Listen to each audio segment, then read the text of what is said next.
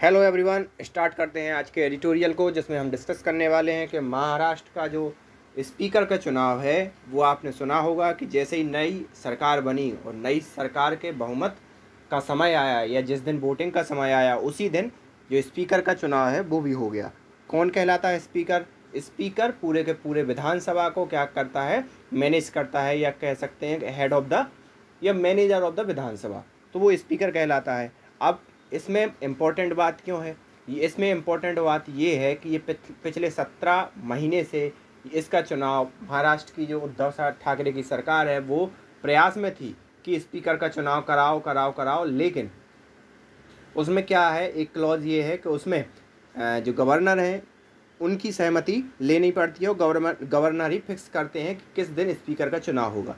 तो आपको मालूम होगा भगत सिंह कोश्यारी जो कि केंद्र सरकार के एक बासिंदे हैं या एक प्रकार केंद्र सरकार को रिप्रेजेंट करते हैं, और हर एक राज्य में जितने भी गवर्नर हैं वो केंद्र सरकार को रिप्रेजेंट करते हैं, केंद्र सरकार ही गवर्नर को अपॉइंट करती है। तो जो यहाँ के महाराष्ट्र के गवर्नर है भगत सिंह कोश्यारी जी, उन्होंने ये कह के टाल दिया कि नहीं, किस प्रकार से चुनाव होना चाहिए ये अभी मेरे मन में है नहीं, मैं बाद में डिसाइड करूँगा कि इसका चुनाव किस दिन होना चाहिए। और पिछले 17 महीने से ये चुनाव पेंडिंग था।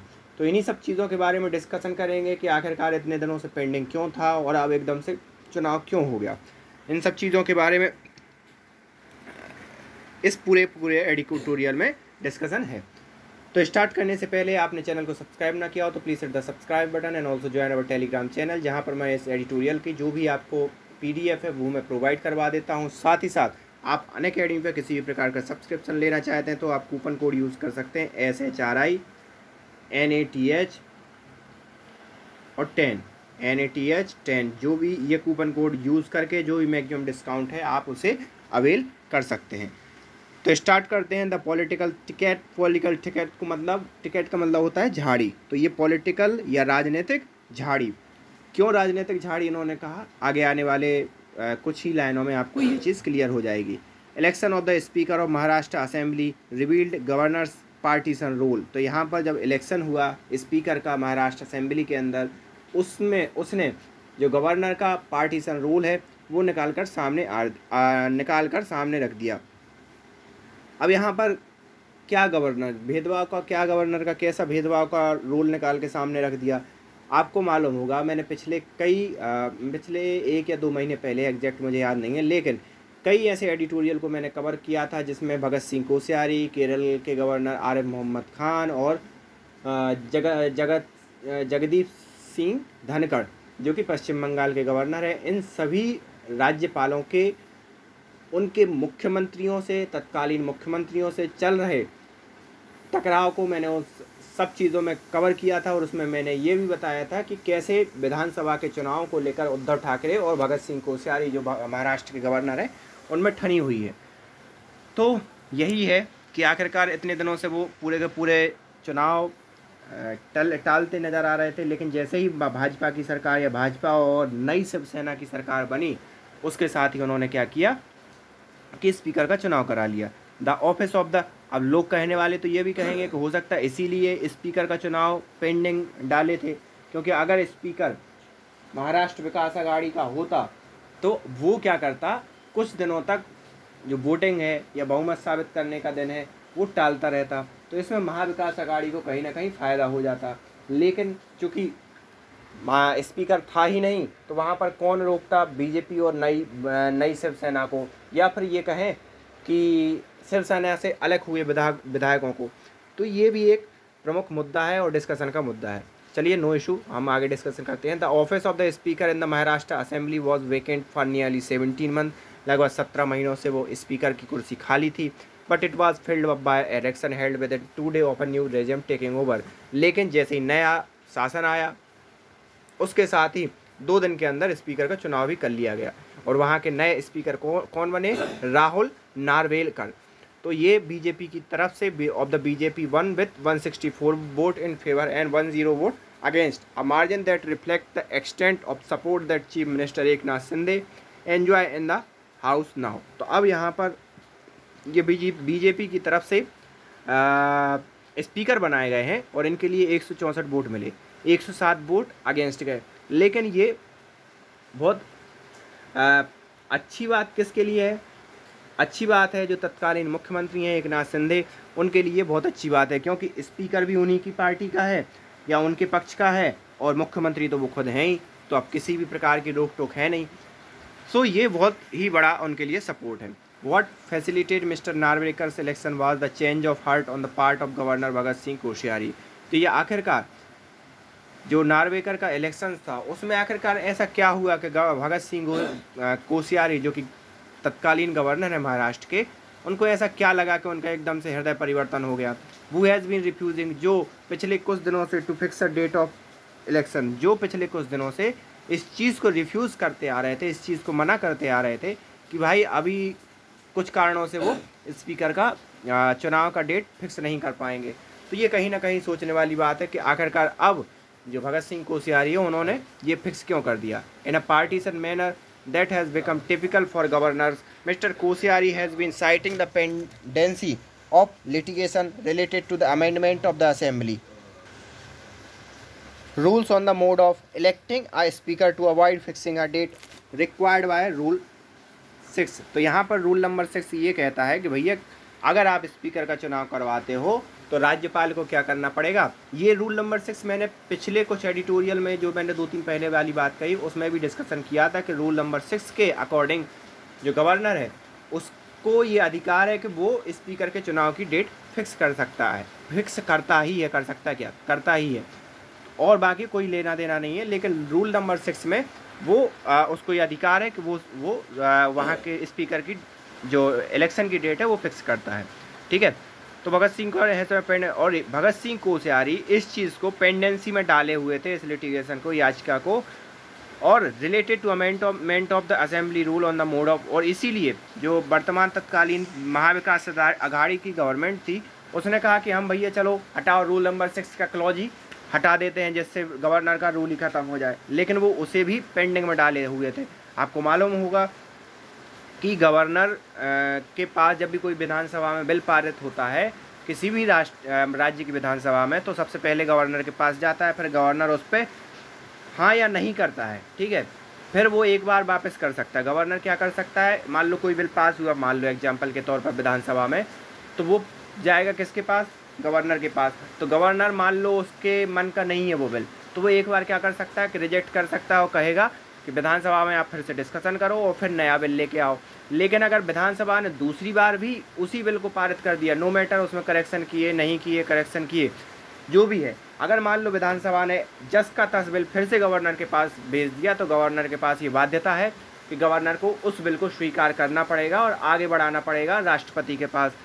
तो यही कारण है कि गवर्नर ने पहली बार ही उस बिल पर ना हाँ बोला ना बोला, ना ये बोला कि अच्छा है बिल, ना ये बोला कि ख़राब है बिल, तो पेंडेंसी में डाले रहे। तो ये एक बड़ी बात है कि एक तो आप ना तो चुनाव की डेट फिक्स कर रहे हो, दूसरा अमेंडमेंट अगर गवर्नमेंट लेकर आई महाविकास अघाड़ी की, तो उस पूरे के पूरे जो विधेयक है उस तक को आपने आगे नहीं बढ़ने दिया।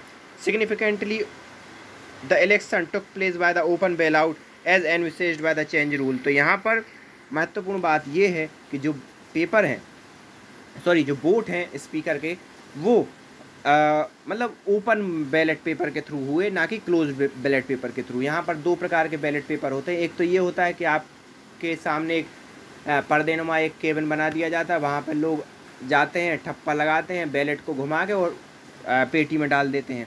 दूसरा प्रकार का एक ओपन बैलेट पेपर होता है कि जिसमें क्या होता है कि जिस भी पार्टी के प्रतिनिधि वोट देने जा रहे हैं, सभी पार्टी के प्रतिनिधि एक रो में बैठे रहते हैं। फिर कोई विधायक जाता है, विधायक उस बैलेट पेपर पर ठप्पा लगाता है और जो अपनी संबंधित पार्टी का जो विधायक है उसे अपना बैलेट पेपर दिखा के और फिर वोट डालता है। तो ये 2 प्रकार की वोटिंग प्रणाली है। तो जिसमें पहले क्या था, पहले बीजेपी गवर्नमेंट, जब महाविकास अघाड़ी की गवर्नमेंट थी, तो बीजेपी गवर्नमेंट कह रही थी कि नहीं भैया ओपन बैलेट नहीं होना चाहिए, क्लोज बैलेट होना चाहिए। मतलब ये किसी को नहीं पता चलना चाहिए कि विधायकों ने किसको वोट दिया, किसके पक्ष में वोट किया। और जो महाविकास अघाड़ी की गवर्नमेंट है वो शुरू से ही ओपन बैलेट के पक्ष में थी, क्योंकि उसे भी डर था कि कहीं बीजेपी के पक्ष में कोई विधायक वोट ना कर दें। तो इन दोनों कसमकस के बीच में जो अभी जो वोटिंग हुई है वो ओपन बैलेट के थ्रू हुई। तो यहाँ पर ये देखने वाली बात है कि जिस चीज़ के लिए महाविकास अघाड़ी समर्थन कर रही थी, बीजेपी विरोध कर रही थी, और अब भगत सिंह कोश्यारी जी ने उसी टाइप की वोटिंग करवा दी। The BJP while in opposition was rooting for secret ballot paper in speaker election apparently in the expectation even much before the Sindh camp revolt that some member of the Mahavikas Aghadi constitute will vote against the ruling alliance। तो यहाँ पर BJP शुरू से ही, जब महाविकास अघाड़ी की government थी तो close वो बैलेट पेपर के चुनाव को समर्थन कर रही थी, उसी के लिए ज़मीन तैयार कर रही थी, और उसमें उसको आशा ये थी कि कई महाविकास अघाड़ी के जो मेंबर हैं या कई महाविकास अघाड़ी के जो विधायक हैं वो बीजेपी के पक्ष में वोट कर देंगे। On the other hand, former Chief Minister Uddhav Thackeray favored an open ballot out as a possible deterrent against the cross voting। और यहाँ पर जो उद्धव ठाकरे हैं वो उनका पूरा प्रयास था कि भाई ओपन बैलेट पेपर के थ्रू वोटिंग हो, जिससे उन्हें इस बात का डर था कि कहीं हमारे विधायक क्रॉस वोटिंग ना कर दें। तो ये दोनों का अपना अपना कंसर्न था। It is worth noting that constitution envisages no role of governor in the speaker election. तो यहाँ पर मैंने पहले भी एडिटोरियल में कवर किया है, अभी भी कर रहा हूँ, कि संवैधानिक तौर पर ये कहा गया है कि गवर्नर के इलेक्शन स्पीकर के इलेक्शन में गवर्नर का कोई भी रूल नहीं है, which is prerogative of the house. तो यहाँ पर it is only as a courtesy to the fact that governor is part of the legislature. ये सिर्फ और सिर्फ विशेषाधिकार है किसका, प्रीरोगेटिव मतलब होता है विशेषाधिकार है किसका, उस हाउस का। किस हाउस का, जो विधानसभा वाला हाउस है। It is only as a courtesy to fact that the governor is part of the legislature that assembly rule says that governor shall fix the date of the speaker election. तो ये सिर्फ और सिर्फ एक प्रकार की कोर्टसी है गवर्नर के प्रति, क्योंकि गवर्नर कहीं ना कहीं उस असेंबली का पार्ट होता है, तो उसे इतना अधिकार दे दिया कि भैया चलो तुम जाओ, कम से कम सिर्फ डेट फिक्स कर सकते हो स्पीकर की, बाकी तुम्हें और कोई लेना देना है नहीं। It is obviously mean that the governor shell do so on the advice of the council of minister, but incumbent in Raj Bhavan entertain a परवर्स notion that they exercise power eight there Vim. तो यहाँ पर ये एक स्पष्ट रूप से ये तो है कि गवर्नर को मतलब थोड़ी सी एडवाइस लेनी चाहिए, जो भी मिनिस्टर्स हैं, जो भी तत्कालीन गवर्नमेंट चल रही है उसके।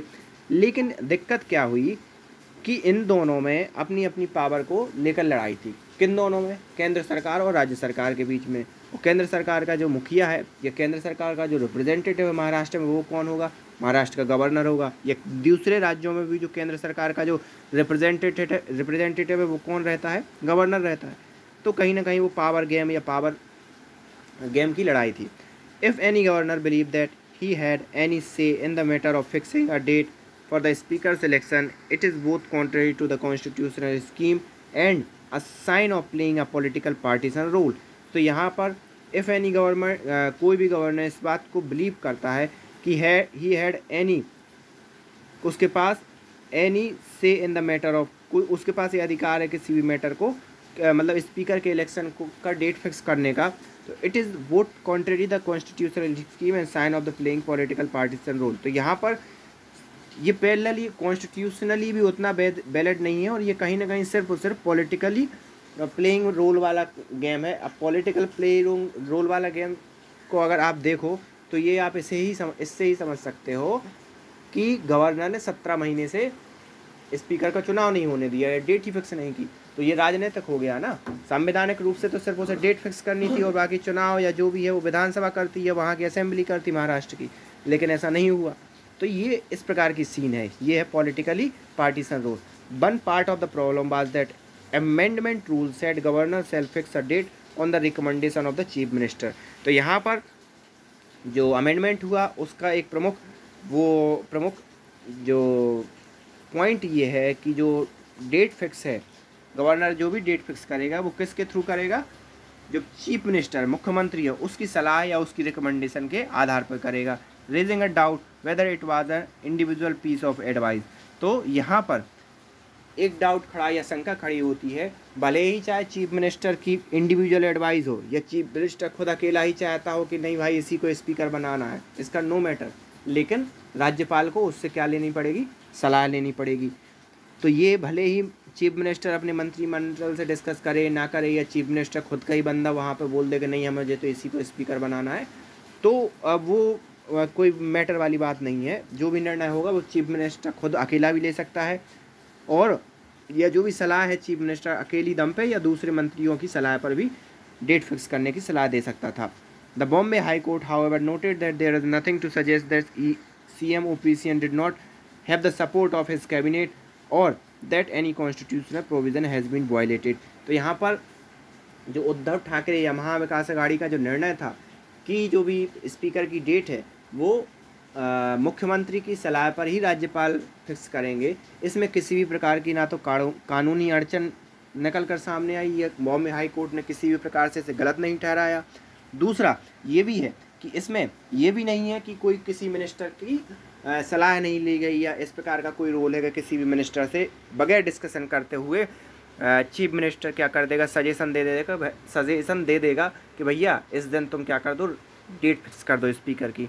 As the earth dissidents from the Shiv Sena have emerged the present day ruler and demonstrate their majority in the assembly। तो अभी लेकिन अगर वर्तमान समय की बात करें तो जो डिसेंडेंट मतलब जो असंतुष्ट विधायक हैं वो शिवसेना के निकल कर सामने आए और उन्होंने वर्तमान में अपना खुद का शासन बना लिया बीजेपी के साथ मिलकर।